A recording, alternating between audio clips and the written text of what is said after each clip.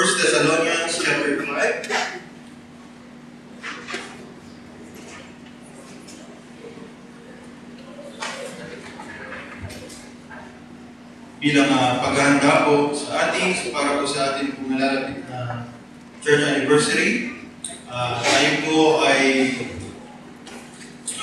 mag-uusap patungkol po sa binigay ng pastor about developing a love for the church. Developing a love for the church. 1 Thessalonians chapter 5. Muli, sa malaking pribilehiyo po ang makatayo po sa inyong harapan. Salamat po sa pagkakataon na makapaglingkod sa inyo sa pamamagitan po ng paghahandog sa inyo o pag-aaral ng salita ng Panginoon. Okay? So, 1 Thessalonians chapter 5, verse 11 to 15. Sabay-sabay po natin basahin. Yan po sila. Verse 11, ready, read. Wherefore comfort yourselves together and edify one another, even also ye do. And we beseech you, brethren, to know them which labor among you, and are over you in the Lord, and admonish you, and to esteem them very highly in love for their work's sake, and be at peace among yourselves. Now we exhort you, brethren, warn them that are unruly, comfort the feeble-minded, support the weak, be patient toward all men.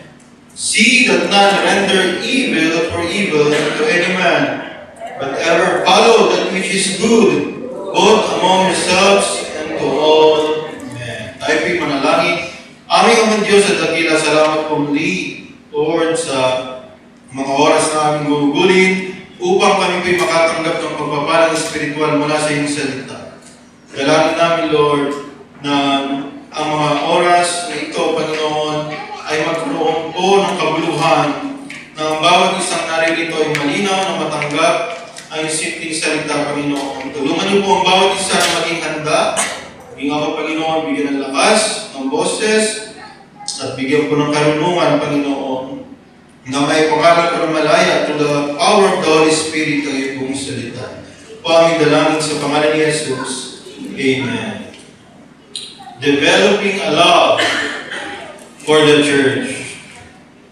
From timely memorial, God has always put His people together in an assembly or even in a nation. From Old Testament, mga kapatid, ang mga tao ng Diyos ay lagi niya pong pinagsasama-sama. God's people are designed not to live individually.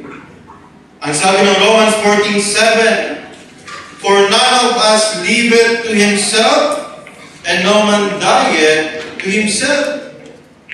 Ang sabi ng Ephesians chapter 5, verse 25, husbands, love your wives, even as Christ also loved the church and gave himself for it. Ang ating Panginoon, tagapagligtas ang Panginoong Jesus, siya po ay namatay para sa church. At malinaw na sinabi na iniibig ng Kristo ang kanyang tinatag na church. At ang church ay ikaw at ako. Kung ang ating Panginoon inibig ang kanyang church, marapat lamang po na tayo po mismo ay ibigin rin ito. Pero mga kapatid, hindi ito automatic. Kaya nga po, we have to develop. May kailangan tayong gawin upang yung ating pong kinabibilangan na pamilya spiritually ay ating pong ibigin. The Lord and His church are inseparable. Kung mahal mo ang Panginoon, dapat mahal mo rin ang kanyang church. Hindi pwedeng sabihin, okay na ako sa Panginoon, ayoko na magsimba, pero mahal ko ang Diyos. Hindi po sila pwedeng maghiwalay. Ang isang tao na naligtas, ang kasunod po na kalooban ng Diyos, patapos siyang maturuan ng kaligtasan, ang sabi ng Matthew 28:19, go ye therefore into all the world and teach all nations. And teach, dun hinugot yung salitang evangelism, and teach all nations. Ipangangaral po yung gospel para maligtas ang tao. After niyang maligtas, baptizing them to be identified in the body of Christ. Ito po yun yung Calvary. No? Kaya hindi sinabi ng Bible na maturuan lang, tapos wala nang gagawin. Ang plano ng Diyos ay matapos maligtas, maidagdag po doon po sa church. At doon po siya lalago. Ang sabi ng verse 20. Kaya hindi po pwedeng paghiwalayin ang Panginoon, ang relasyon mo sa Panginoon at ang relasyon mo sa iyong church. One important key to spiritual growth is love for the church. Pag-ibig, imposible. It is impossible to succeed and grow spiritually without a church. Amen? Mapakahirap, imposible po na ikaw ay lalago sa iyong sarili lamang. The church is not the hollow blocks o yung bubong, kisame, o yung tiles, yung TV. The church is people saved and baptized po doing the Great Commission. Kaya alam po natin ito, lagi na ituturo sa atin that the word church, ito po yung assembly of God's people. Hindi ito yung building, na ating pinupuntahan. Ang sabi po ng Matthew 18:17, and if he shall neglect to hear them, tell it unto the church. Na sinasabi ng talata na pwedeng kausapin ng church. Ibig sabihin, mga tao po yun. Hindi po yung building. Kaya if church is the people, alam natin, we don't automatically love people. Yan ang ating nature. We are selfish. No? That is why we have to develop it. Loving our church. Sa trabaho, sa pag-aaral, we do our best to blend in and be fit socially so we will succeed. We too should do it at church. Kung sinisikap mong mag-blend in sa iyong eskwelahan, sa trabaho, gawin ang lahat para maging successful ka doon, lalo na po dito po sa ating church. Sisikapin, gagawin ng bawat isa yung kanyang bahagi para po lumago po yung ating pag-ibig. Kaya mga kapatid, be sure, if you are a member of Calvary Bible Baptist Church, be sure to know the value of your church. Yes, church is people, but there are other treasures within it. Sa loob ng church na yan, may mga kayamanan. Ano po yun? Church is also a worship place where we hear God's Word. Church is where your children are raised to be saved and be godly. Church is God's program. Church involves our doctrinal stand. Church is where you are given the chance to use your gifts and talents. Kaya pag dumating yung panahon na parang sabi ng preaching, ang church ay tao, ayoko na sa tao. May kagalit ako. Maaalala mo na sa loob ng church na yun, hindi lang tao yun. Hindi lang God's people yun. Sa loob ng church na yun, may doktrina na natutunan ka. Yung mga anak mo, doon lumaki. Yun ang pag-asa mo. Para sa iyong mga anak. Makikita mo yung paglilingkod mo, doon na-develop. Kaya hindi ka basta aalis kapag ikaw ay may nakaalitan. Hindi po. Maiisip mo, hindi lang yun ang meron sa church.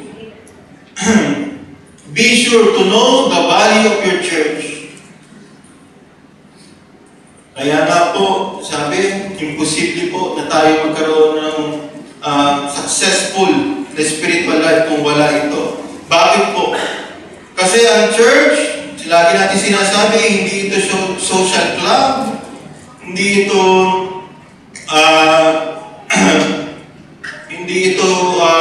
civic society. Church, number one, it is a nursing home. A nursery. Para ito sa mga bagong mananampalataya to be taken care of. Nung una kang naligtas, ang church, naging nursery natin. Dito ka tinuruan ng mga katuruang panggatas. Salvation, assurance of salvation, baptism. O, kaya minsan po, no, hindi may iwasan, pag may candidate for baptism, talagang pagka po may invitation, tataas po yun ang kamay kasi hindi niya pa po alam yung assurance. Alam niya pa lang, nandun pa lang siya sa salvation eh. Akala niya pa ulit yan. Pero ang kasunod na katuruan natin yung baptism talaga eh, and then later ang assurance. Kaya dadaan tayo sa stage na yan. Nasa nursing tayo, nursery. No, there is a season. Nakikinig po ba? There is a season where the pastor or the church will do everything to accommodate you. Kasi nursery ka pa lang eh. Baby ka pa lang, lahat ng gusto mo ibibigay. Kahit minsan ayaw ng pastor, conflicting sa standard church, pagbibigyan ka eh. There is a season na talagang ibibigay yung gusto mo para ano? Para lang manatili ka. Lahat tayo dumaan doon. Nung bago ako dito, lagi akong pinupuntahan ng pastor, maging sa bahay namin. Inaalam niya ano yung gifts mo, ano yung talents mo, ano ginagawa mo sa church. Sabi ko, lahat pwede, pastor, kahit ano, go ako. Kaya ano yan, pinakanta niya ako, hindi naman ako kumakanta. No? So, i-accommodate ka ng pastor. Lahat ng sinabi mo na gusto mong gawin, papayag siya. Pero, mga kapatid, it is just for a moment. Gagraduate tayo doon. Hindi tayo habang buhay ina-accommodate. Pinagbigyan ka minsan para lamang ikaw ay lumago, manatili. At darating yung graduation time. Hindi lagi tayong nasa nursery. Darating yung panahon, hindi na ako binibisita. Bakit kaya? Hindi ibig sabihin, hindi ka na importante. Ibig sabihin, nakita ng pastor, 5 taon na kita binibisita, tama na. Graduate ka na.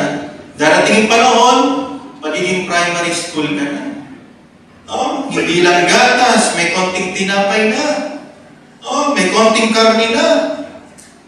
And more is expected of you. At later on, darating ka dun sa final stage. Your church will be your training field. More meat will be given. You will be trained to be strong and to serve.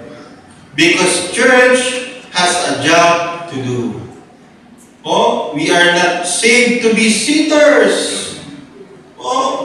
Nakakalungkot, mga kapatid, katotohanan. Maraming Kristiyano, laging present pagkainan. Pero pagkapo ka, nawawala. Tagal-tagal mo na.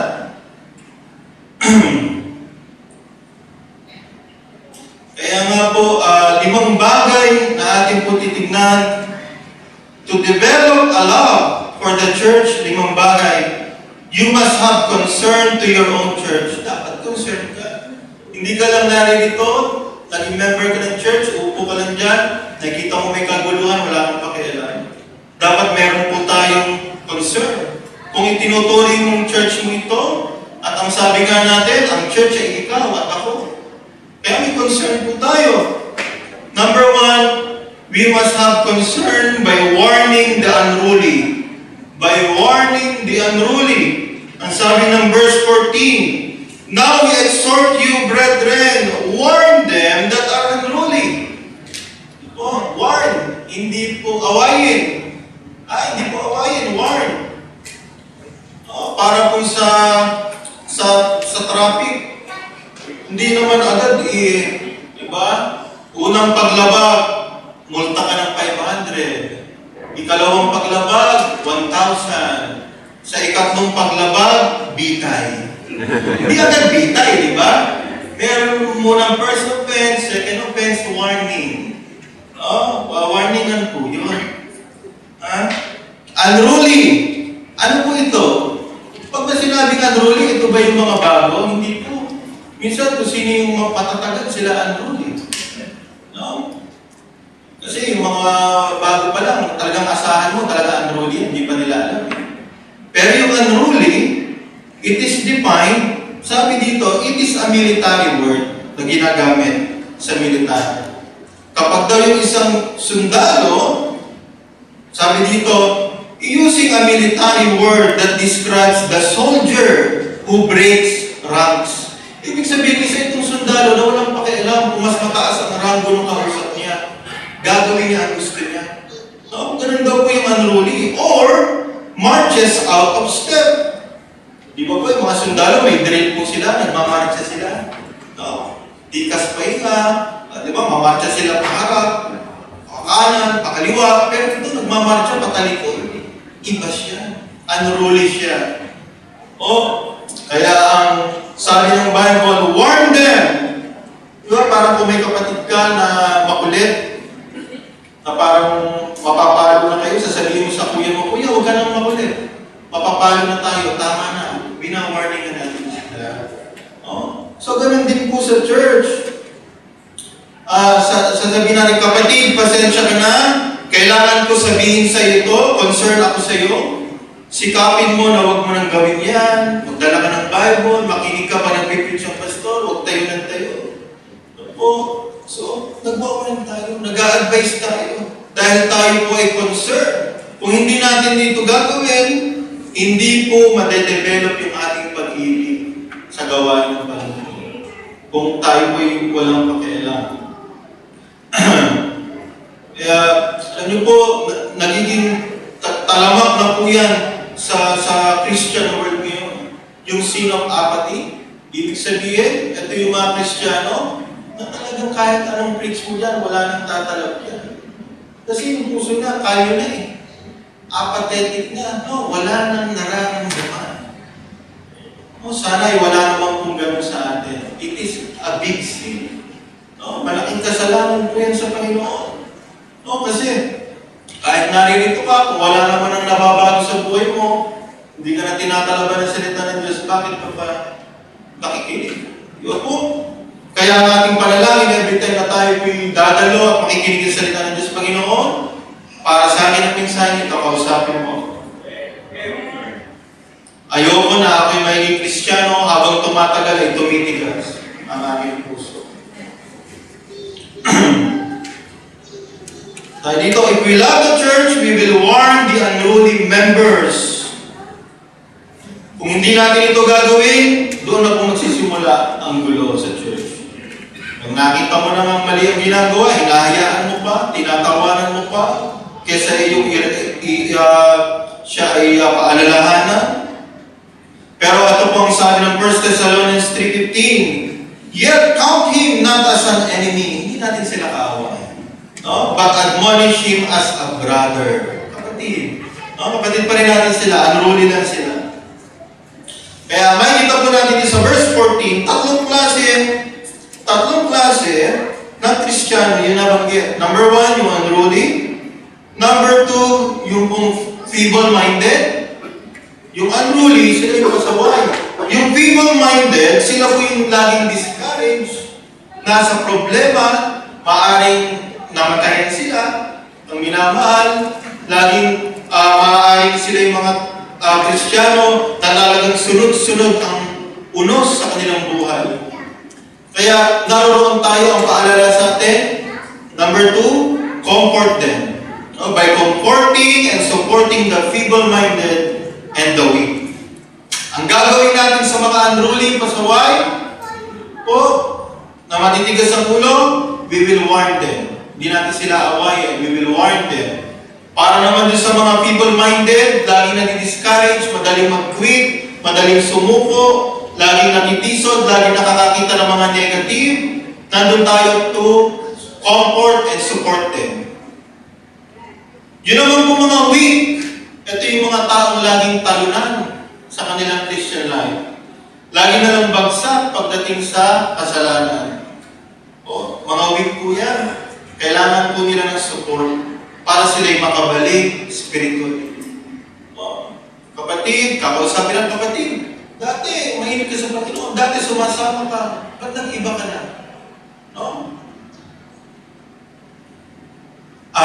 Kapatid, baka may maitulong ako sa'yo. Pwede kitang ipag-pray.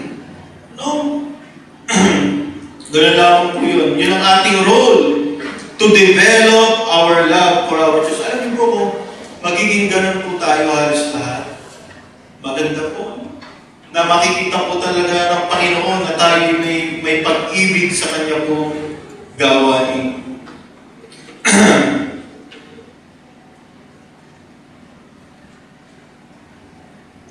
Nakikita po natin dito, sabi po dito, we are to do good at all. O sabi po dito sa number 3, by being patient with all. On verse 15, see that none render evil for evil unto any man, but ever follow which is good, both among yourselves and to all men. Be patient with all. Considerate, mapagpasensya. O, mapagpasensya. Ikaw ba, kung tatanungin ka, anong klaseng tao yun? Masasabi ba na ikaw ay isang tao mapagpasensya sa gawain ng Panginoon? Sabi dito, being patient means investing time in the life of others.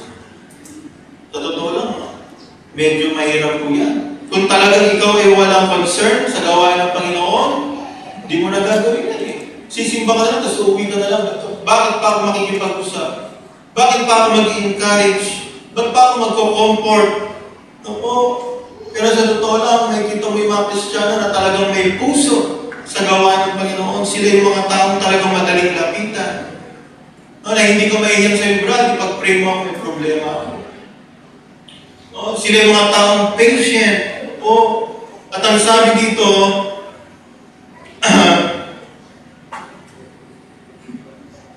sabi ko dito, Romans 12:19, dearly beloved, avenge not yourselves, but rather give place unto wrath. For it is written, vengeance is mine, I will repay, saith the Lord. Dito po makikita yung pagiging pasensyoso ng isang Kristiyano. Pag siya ay natitisod na, pag nakakaranas na siya ng pag-usig, may mga nangyayari na sa kanya sa loob ng church, na parang nagigipit siya, napapagalitan, napag-iinitan, pero ano po, nandoon pa rin siya, nananatili siya. Hindi siya gumaganti. Kaya ang sabi, see that none render evil for evil. Pag ginawa ka ng masama, hindi ibig sabihin, gaganti ka. Hindi po. No? Kung may pag-ibig ka, lagi mo isipin, para na lang sa gawain ng Panginoon, hindi na ako gaganti. Para na lang sa gawain ng Panginoon, papalampasin ko yan. Para na lang sa gawain ng Panginoon, hindi ko na yan ikikwento kahit kanino. Sasarilinin ko na lang yan. Para na lang sa gawain ng Panginoon. No? At number 4, 5 lang po ito, no? Number 4, to develop your love for your church, you must have concern by knowing and honoring the pastor. So, basic po yan. Alam natin, Jeremiah 3:15, ang pastor, hindi po yan pinili ng tao. Hindi po yan pinagbotohan ng mga tao. Dahil wala pa tayo, nauna ang pastor. Saan siya nanggaling? Kung hindi siya pinagbotohan ng tao, nanggaling siya sa Diyos. Eh sabi ng Jeremiah 3:15, galing sa puso ng Diyos. Just imagine. Ang sabi ng verse 12, to know them which labor among you and are over you in the Lord. Know your pastor means know his position, know his vision, know his programs, know his personality. Oh, pag alam mo, anong posisyon ng aking pastor? Ang pastor ko, soul winning yan all the way. Yan talaga ang target niyan. Soul winning, kaluluwa. Ibig sabihin, yung ka na rin. Hindi ka natitingin sa ibang pastor. Eh, ba't yung pastor, gano'n, giving siya? Ano po? Yung pastor ko, ganito. Hindi. Doon ka sa pastor mo, yun ang posisyon niya eh. Doon ka rin. Yan po. Ano yung vision niya? O, ganito, ganito. Lalagyan ito yung second floor. O, magdadagdag na sasakyan. Vision yun. Hindi pa nangyayari yun. Kukontrahin na. Eh, paano mangyayari kung walang support galing sa atin? Ano po? Vision pa lang, no? Wala na. No? Kaya, yan pong ibig sabihin, no? support his programs. Program ng soul winning, program sa mga nalalapit na mga okasyon. We are to support. Know his personality. Alam mo na ayaw ito ng pastor, alam mo na ito'y hindi gusto ng pastor. Siyempre, bilang mga mananampalataya, ang gagawin natin, dahil kilala natin ang ating pastor, itutugma natin ang ating kilos sa kanya. Ako, kahit ilang taon ko palang nakakasama ang pastor, alam ko na yung mga kilos niya. Kapag si pastor ay inaganto na yan, mga nakatapong ganyan si pastor, ibig sabihin, stress yun. Kuwari, may binalita ka sa kanya, pastor, alam niyo ba, ganito. Hindi ba agad magsasalita, ibig sabihin, mabigat sa kanya yun. Tapos sinabi mo pa yun before mag-preach siya. So know your pastor, know his position, know his personality, yung mga programang gusto niyang gawin. Nandun tayo para suportahan siya. Yan yung nagpapakita sa atin na ang church dito ay mahal ang gawain ng Panginoon. Kasi kahit gaano tayo kagagaling at gaano kalaki ang gawain ng Panginoon dito, kung makikita naman ng iba na tayo ay hindi kaisa ng ating leader, edi wala rin kwenta yung ating ginagawa. Mapupulaan tayo. Yung mga baptist niya, mga hindi nasunod sa kanilang pastor, nakakahiya. At alam niyo po, tanggapin na po natin, ang pastor po ay may special place sa puso ng Panginoon. Kasi galing siya dun eh. Numbers 12, tignan po natin kung gaano itrato ng Diyos ang isang man of God. Numbers 12.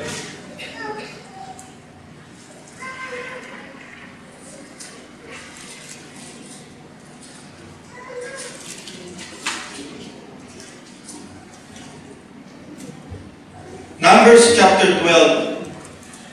Babasahin ko po. At ating pong tignan habang aking binabasa. Numbers chapter 12 verse 1. Ito po yung pangyayari na yung man of God na si Moses ay kinakalaban po ni Miriam. Si Moses ay nag-asawa ng maitim. So ayaw nila sa maitim. Kung maitim ka, magpaputi ka. Di ba? Kasi yun yung naging away nila eh. Dahil po doon, may nagustuhan si Moses na maitim. Tignan niyo po verse 1, and Miriam and Aaron spake against Moses, the man of God, because of the Ethiopian woman whom he had married. For he had married an Ethiopian woman. And they said, hath the Lord indeed spoken only by Moses?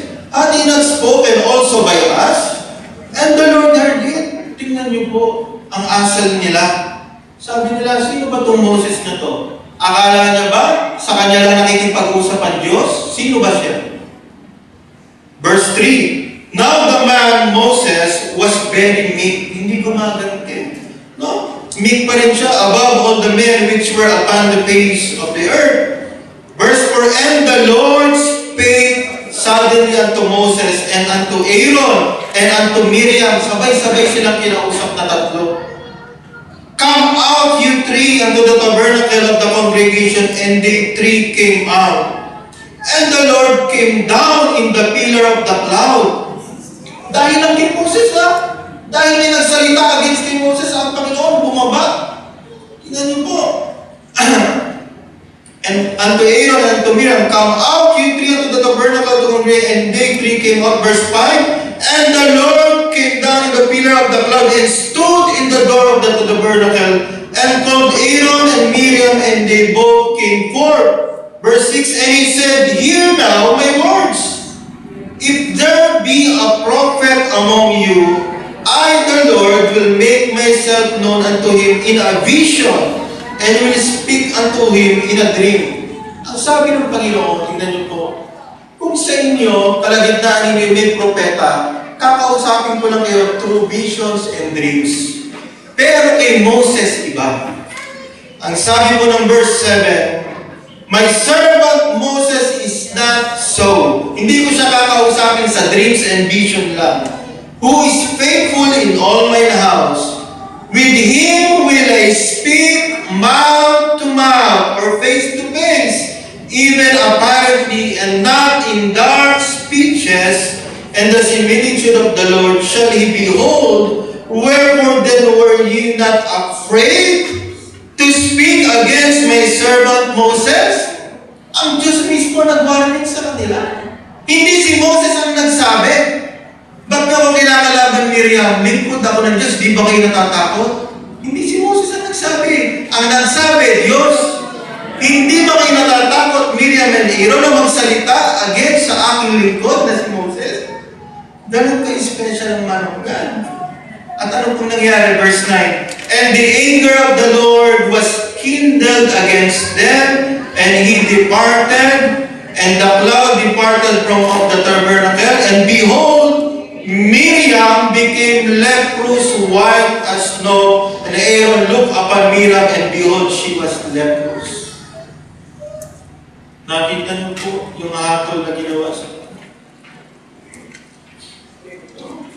hindi ito pananakot, pero makikita nyo ang Diyos mismo ang nagsabi, hindi ka ba natatakot? Na may sinasabi kang masama against my servant Moses. Kaya ang sabi kanina ng text sa verse 13, esteem them very highly. Minsan mayroon pong funeral service dito at nakakalungkot man ang sabi ng unbeliever po na kamag-anak mo namatay, na mayroon pong kamag-anak dito. Sabi, wala tayong pambayad sa pare. Sabi, doon na lang tayo sa pastor ng Baptist. Walang bayad. Hindi po gano'n. Hindi po tayo papayag na gano'n. Pag pare, ginagalan mo, pag pastor namin. No? Esteem them very highly. No? And lastly, panghuli po, panglima, to develop our love sa ating pong church. Dinidevelop po yun, no? Hindi automatic, mahal mo ang church. Walang makapagsasabi niyan, mahal na mahal ko ang church. Hindi po. May proseso po yan, may gagawin tayo para ma-develop, lumalim po yung ating pag-ibig sa church. Number 5, by being here. By being here. Because you will never develop a love for the church if you do not attend. Parang sa Bible, paano mo sasabihin mahal mo ang Bible kung di mo binabasa? Paano mo sasabihin close ka sa Panginoon kung di mo naman siya kinakausap? Paano mo sasabihin mahal mo ang church kung hindi ka naman pumupunta? Oo. Namimili ka lang. Nasabi mo, this 2026, noong 2025, Sunday morning Christian ako. 2026, afternoon na ako. Okay, no? Sana, lahat po. Wednesday, 5:30, nandito ka. Sunday morning, 8:30, nandito ka. Sunday afternoon, 5:30, nandito ka. By being here, you will develop your love for the church. Pumunta ka lang ng pumunta. Kahit palagi mo walang nangyayari. Ano po? Mataas ang attendance o mababa ang attendance, nandito ka. O may pagsubok, may problema sa church, o kasiyahan, nandito ka. Kasi bakit po? Nandito po kasi ang presence of the Lord. Nandito po. Yung blessing ng Panginoon, hindi dumadali doon sa bahay mo. Ang blessing ng Panginoon, dito dumadali sa church, papunta sa iyo. Ganun po yun. Kaya, makita niyo po yung dalawang tao sa Old Testament, si Cain. Ang sabi ng Genesis 4:16, ang si Cain po ay napatay o pinatay ang kanyang kapatid na si Abel, nalaglag siya sa matinding kasalanan ng murder. Anong ginawa ni Cain? Tumalikod siya sa Panginoon. Ang sabi ng verse 16, and Cain went out from the presence of the Lord and dwelt in the land of Nod on the east of Eden. No? Dahil nalaglag siya sa kasalanan, na-discourage siya, no? Maaaring siya ay nandili sa kanyang sarili, di na mapatawag ang kanyang sarili. He went out from the presence of the Lord. Pero meron pong isang tao na nagawa rin ito, pero hindi iniwan ng Diyos. Si David. Si David ay murderer, hindi lang murderer, adulterer din siya. Mas matindi ang kasalanan ni David kaysa kay Cain. Pero ano pong sabi ni David sa Psalm 51 verse 11? Cast me not away from thy presence. Ang sabi niya, Panginoon, ako'y malamig sa iyo ngayon, ako'y nasa kasalanan, pero hindi ako aalis sa iyong presensya. May problema ako, sadlak ako sa pagsubok, pero mag-church pa rin ako. Kasi nandito ang presensya ng Panginoon. Magiging kayo ka ba o si David? Na kahit nandoon siya, bagsak na bagsak si David, pero ang concern niya pa rin, Panginoon, huwag mo akong iiwan. Diyan pa rin ako sa iyo. Bakit? Kasi kahit lubog ka sa problema, malamig ka sa Panginoon, pero nandiyan ka, late na pa, hihinit ka. Yung discouragement mo, mapapalitan niya. Magiging encouraged ka na. As a Christian. Kaya, ganun po, mga kapatid, be here. Naririto ka lagi. Yun ang gusto ng Panginoon, hindi yung gusto lang ng pastor. Yun ang kalooban ng Panginoon na ibigin po natin yung kanyang gawain sa pamamagitan po ng lagi po tayo naririto. Huwag na po tayong maniwala sa ating sarili. Na lagi nating sinasabi, kahit naman hindi ako nakakasimba, hindi naman ako nakakalimot sa Diyos. Kasi nangalingan po yun. Kasi ang sabi ng Hebrews 10:25, huwag kaligtaan ang pagtitipon. Kung wala ka sa pagtitipon, nakalimot ka, nakaligta ka. Kasi marami po tayong ganyan, binibisita natin, Brad, huwag na akong bisitahin. Kahit hindi ako nakakasimba, hindi ako nakakalimot, nakalimot ka na eh. Kasi ang sabi ng Bible, huwag kaligtaan, nakaligtaan mo. Kaya ganun po. As a faithful member, support every services of the church. Huwag kang mamili kung umaga o hapon. Sana nandoon ka sa panahon na bagsak ang attendance o malago o kasiyahan o suliranin ay naroon po tayo. And we will develop our love for our church. The church is you. No? Kung hindi mo mahal yung church, ikaw yun eh. No, ikaw yung church. Para sa inyo, para sa ating family po yun. No, kaya, sikapin po natin na magawa yung ating magagawa para po sa gawain ng Panginoon. Madali lang naman po. Makinig kayo lagi sa pastor. Kung anong programa niya, anong plano niya, sumunod ka lang. Huwag ka nang gumawa ng sarili mong plano. May magpaplano nga para sa iyo. Madali lang po yung susunod na lang po tayo. Tayo pong lahat tumayo.